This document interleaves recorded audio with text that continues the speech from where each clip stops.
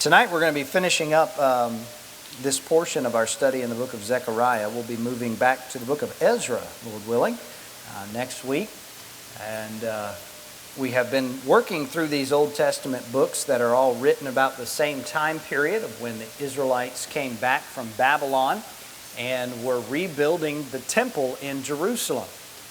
And they got off to a good start in the book of Ezra, but unfortunately they slacked up pretty quickly. And they went for many, many years without doing any work on the temple. Eventually God sent the prophets Haggai and Zechariah to give them a rebuke and an encouragement to get busy doing the work that God had commanded them to do and rebuilding the temple. And so they did. They began once again, and even shortly after that, they began to meet some opposition, and we'll see some more about that next week's lesson, Lord willing. But God had these two preachers, these two prophets there to prophesy to them, to help them do what God wanted them to do and stay encouraged in the work of the Lord. Now, in Zechariah chapter 1, verse 7 through chapter 6 and verse number 8, we have the record of 8 different visions that Zechariah received all in one particular night. And the very first vision and the very last vision are actually very similar, both in theme, because they deal with horses and horsemen going all over the world, but also in purpose, and that was to assure God's people that God is perfectly in control. He is sovereign over the affairs of men. International politics, wars, the rise and fall of nations, all of these things are under God's control, and He uses them to accomplish His eternal purposes. Now, for a tiny nation like Israel, who was struggling to reestablish itself, this would have been a great encouragement to know that God was sovereignly working to bring about their restoration to their homeland. He was directing events just like He planned, so that they could have a home once again. And in chapter 6, immediately following the last vision, God instructs Zechariah to do something a little bit strange. He tells him to make a crown out of gold and silver and to put it on the head of Joshua the high priest. Now, usually high priests didn't wear crowns. And the purpose of this was not to elevate him to some kind of position of authority, but it was to be an illustration of the coming Messiah, how that He would be first priest and then eventually a king, ruling both spiritually and physically. So when you take the last vision and then the demonstration that followed together, it paints a powerful picture of God's sovereignty in the affairs of men. Do you ever read the news or listen to the news or watch the news and all of the stuff on there about politics and just kind of shake your head and think to yourself, this world's crazy? You know what I'm saying? It just seems like turmoil and chaos all the time in the political world. And I believe we have as good a system of government here in America as anywhere, and perhaps better than ever. But I just have to wonder, when the Founding Fathers laid out our form of government, did they ever consider the perpetual political campaigns that we would be involved in? I mean, no sooner is one election done than another one starting, it seems like. And there's all this chaos and this turmoil nationally and globally. And if we did not have this knowledge that God is sovereign in the affairs of men, we would be helpless. We would be hopeless. But we do know that God is working all things according to His purpose. And that will ultimately culminate with the Lord Jesus Christ being crowned as priest and king of all. Jesus is the highest high priest, and He is the King of Kings. Let's begin now by reading this chapter together very quickly, and then we'll look at some of the important information it contains. Verse number 1. And I turned and lifted up mine eyes and looked, and behold, there came 4 chariots out from between 2 mountains, and the mountains were made of brass. In the first chariot were red horses, and in the second chariot black horses, and in the third chariot white horses, and in the fourth chariot grizzled and bay horses. Then I answered and said unto the angel that talked with me, What are these, my Lord? And the angel answered and said unto me, These are the 4 spirits of the heavens, which go forth from standing before the Lord of all the earth. The black horses which are therein go forth into the north country, and the white go forth after them, and the grizzled go forth toward the south country. And the bay went forth and sought to go, that they might walk to and fro through the earth. And he said, Get you hence, walk to and fro through the earth. So they walked to and fro through the earth. Then cried he upon me, and spake unto me, saying, Behold, these that go toward the north country have quieted my spirit in the north country.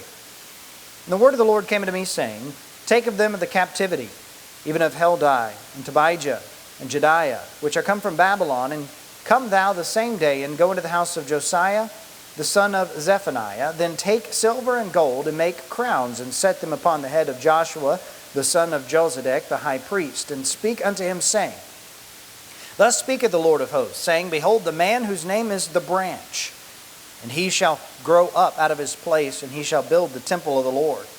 Even he shall build the temple of the Lord, and he shall bear the glory, and shall sit and rule upon his throne, and he shall be a priest upon his throne. And the counsel of peace shall be between them both. And the crowns shall be to Helam, and to Tobijah, and Jediah, and to Hen the son of Zephaniah, for a memorial in the temple of the Lord. And they that are far off shall come and build in the temple of the Lord. And ye shall know that the Lord of hosts hath sent me unto you. And this shall come to pass, if you will diligently obey the voice of the Lord your God. So we have a vision recorded in verses 1 through 8, and then we had this demonstration in verses 9 through 15. So let's note first of all the vision of the chariots and the horses. So Zechariah sees in this vision 4 chariots drawn by 4 different sets of horses coming out through this valley between 2 different mountains. Verses 1 through 3 tell us the details about these horses and the chariots. It says in verse number 1 that there were 4 chariots. They came out between 2 mountains, those mountains being of brass. And then we're told the color of the horses: red, black, white, and the 4th color being called grizzled and bay, multicolored horses.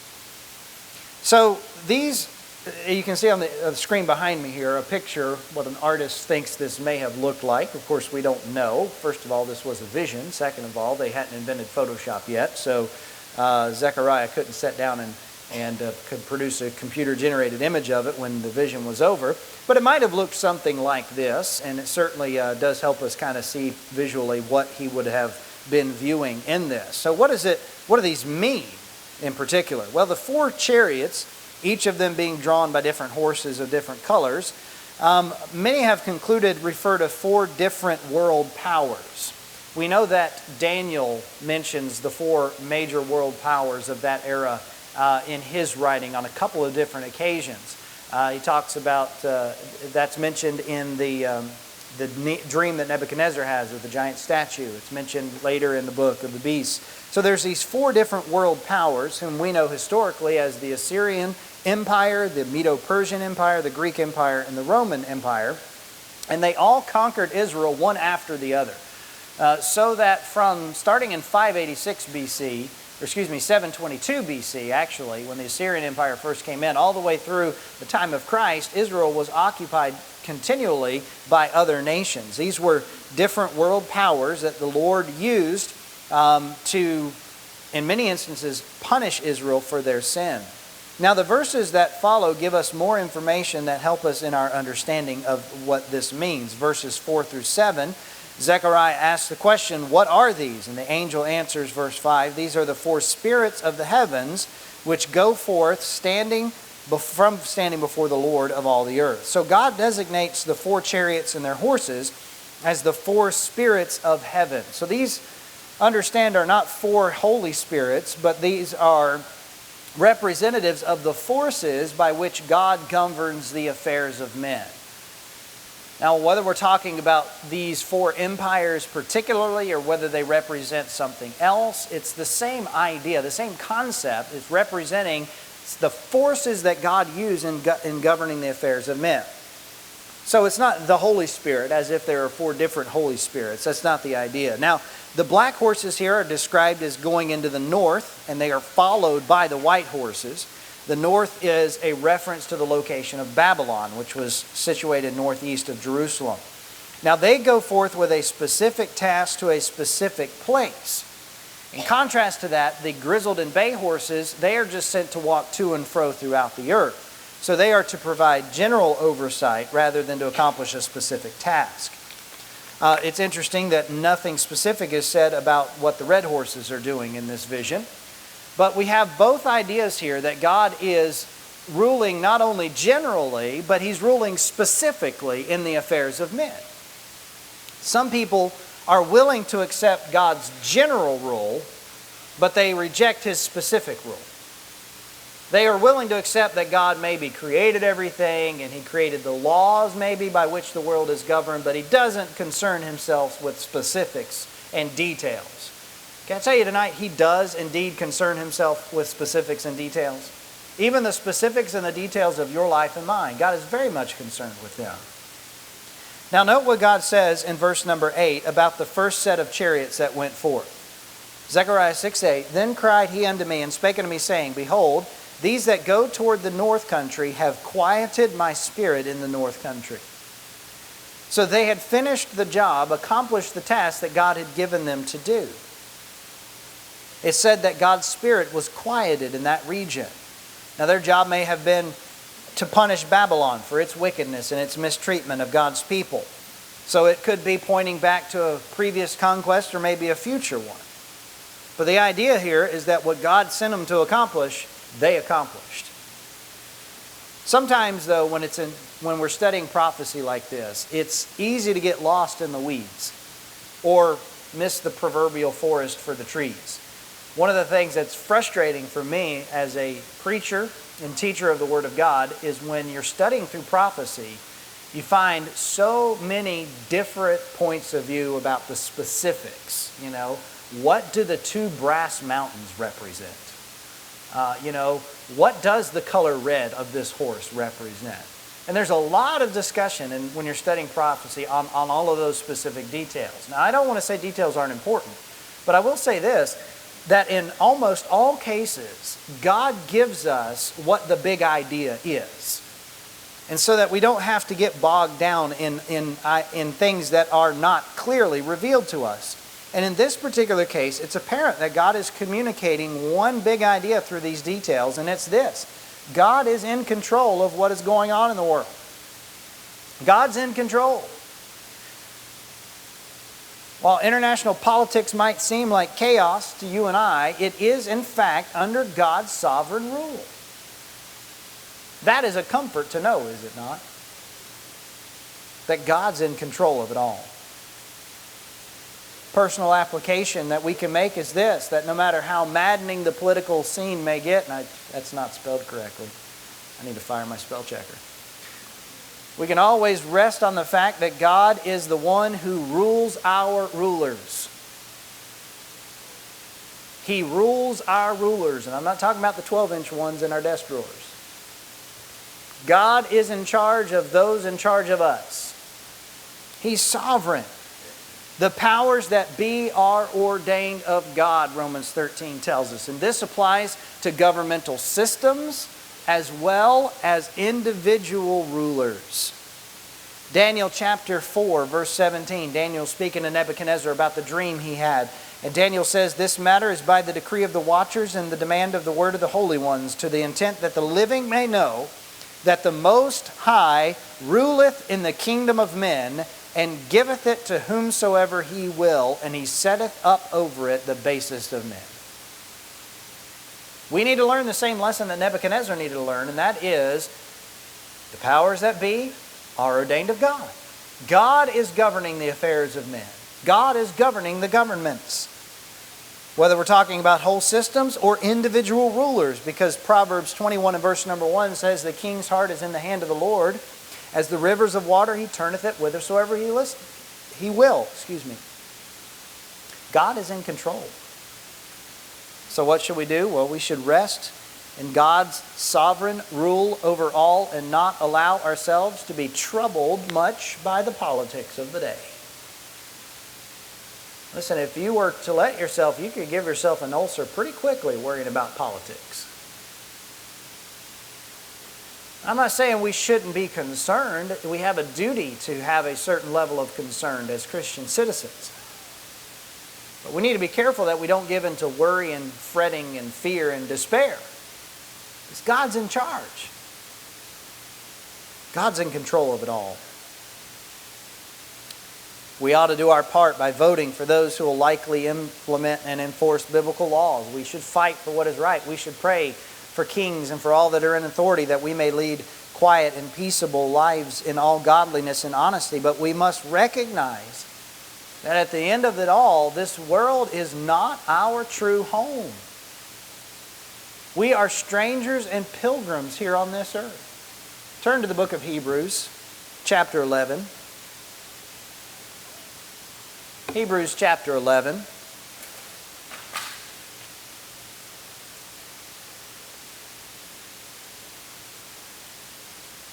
You read through Hebrews 11, you're reading the Hall of Faith, we call it many times.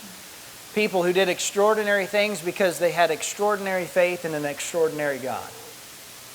In verses 14 through 16, talks about these great men and women of faith when it says, "For they that say such things," say what things? Verse 13, that they're strangers and pilgrims here on this earth. "They that say such things declare plainly that they seek a country. And truly, if they had been mindful of that country from whence they came out, they might have had opportunity to have returned.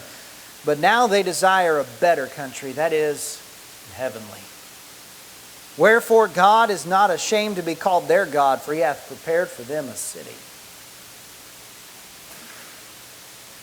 Look, I believe we should be patriotic and we should be thankful for the country that we live in. But if you're a child of God, this is not your home. Your home is in heaven. The true country to which you belong is heaven. And as long as you're here on earth, you're going to be living under an imperfect system at best. And it should create in our hearts a longing and a hope that one day we are going to get to enjoy the glories of heaven for all of eternity. Now the Jews to whom Zechariah preached were rebuilding a temple in a city that had been devastated by war. But they had a far greater reward to look forward to than just a finished temple or a city reconstructed and walls rebuilt. They had a reward of an eternal city built by a sovereign God. And we too look forward to that same joyful end. So let's not be discouraged when we face setbacks in life. Let's not be discouraged when the political scene is nothing but a jumbled mess of chaos. Not even all the world powers in history can prevent the child of God from entering into that heavenly country which God has prepared for us. God is sovereign in the affairs of men. We saw the vision of the chariots and the horses. Let's notice the demonstration of the crown upon the head. So beginning in verse number 9 through the end of chapter 6, we move from a vision to a literal demonstration. So what we find recorded here was not just something that Zechariah saw, but actually something he carried out. God commanded him to do it, and so he literally carried it out. It was a prophetic demonstration to illustrate the dual aspects of the coming Messiah's rule. That is, that he would rule in spiritual affairs as the highest high priest. He will rule in political affairs as the King of Kings. Let's notice how this plays out. First of all, the making of the crown. It's described in verse number 11 when he is told to take silver and gold and make crowns and set them upon the head of Joshua the son of Josedek. So a group of men had come from Babylon with gifts for the temple. Zechariah is commanded by the Lord to go and meet them, to take those gifts and to use them to make a crown or crowns to place on Joshua's head. Most likely it was 2 crowns that would have been put together to form a composite type crown. And again, this was not meant as any kind of a promotion for Joshua or to make him any kind of an earthly ruler. Zerubbabel was the rightful governor of Jerusalem, appointed by the king. So, what was this all about? Well, we see the making of the crown, let's notice secondly, the Messiah is crowned. Verses 12 and 13, God tells Zechariah when he puts this crown on Joshua, the high priest's head, he is to make this proclamation. Speak unto him, saying, Thus speaketh the Lord of hosts, saying, Behold the man whose name is the branch. He shall grow up out of his place, and he shall build the temple of the Lord, even he shall build the temple of the Lord. And he shall bear the glory, and shall sit and rule upon his throne.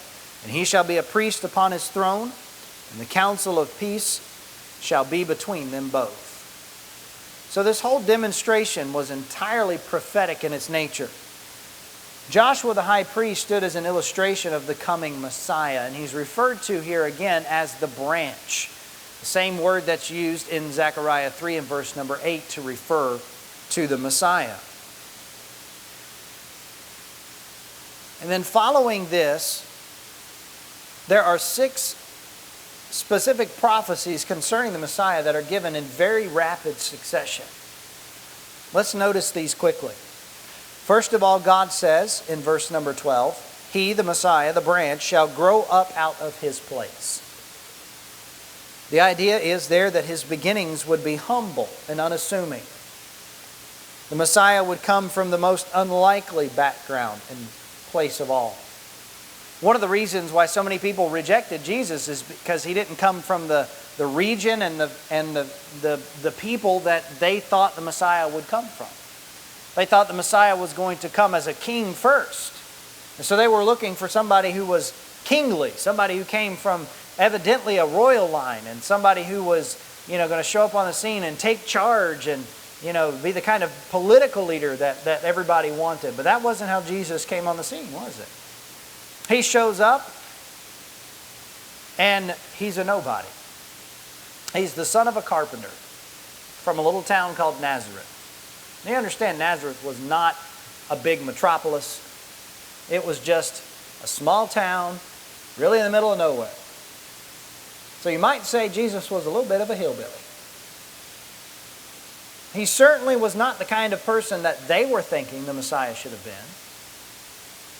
He's going to grow up out of his own place. Very humble, unassuming beginnings. Isaiah 53:2 uses similar language when it says, For he shall grow up before him as a tender plant, and as a root out of a dry ground. He hath no form nor comeliness, and when we shall see him, there's no beauty that we should desire. Even in our imagination sometimes, we think about what Jesus would have looked like. And I know there have been all kinds of different artistic renditions of what Jesus looked like. When we were in Washington, D.C. recently, we went to the Museum of the Bible, and they had a display on one level of different paintings from hundreds of years ago. A lot of them had pictures of Jesus, and it was interesting to me how differently some of those pictures looked. I mean, some of them were just downright comical to me. But you think about it, the typical Jesus picture, he's got the Vidal Sassoon hair going on, He's strong, masculine, just a powerful looking guy. I'm not sure that that's what Jesus would have looked like in person. He might have been very plain, very ordinary, the kind of person that you would pass on the street and maybe never even remember it.